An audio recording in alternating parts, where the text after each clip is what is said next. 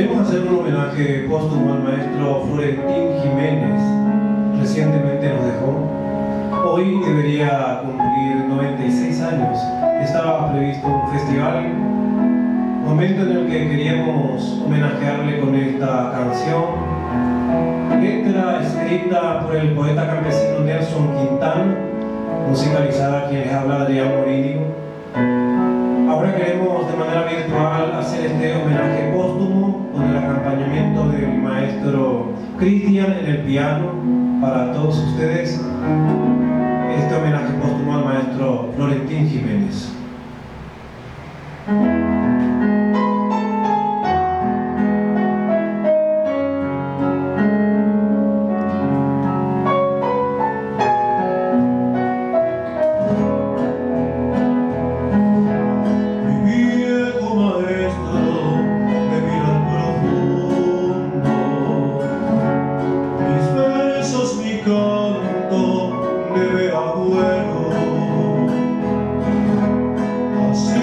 Las gracias en nombre del pueblo, hombre intachable,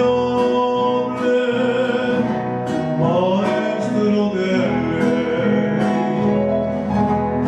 Tus obras son luces, brillo de esperanza, como Borgeteva y Ande Agapú. Plasmado en tus versos, canción de la patria, Ñandere también, de Bucabú. Llevaste en tu hombro glorias y penurias, tu pueblo natal,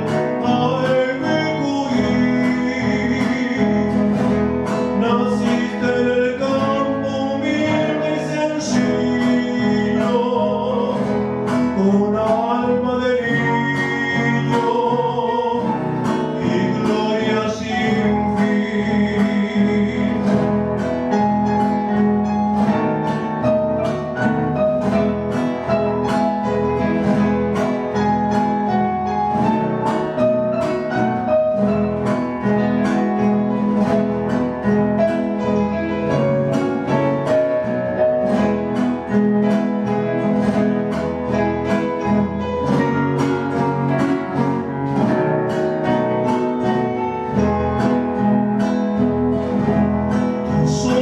Son luces, brillo de esperanza, como Borgeteva y Ande Agapú, plasmado en tus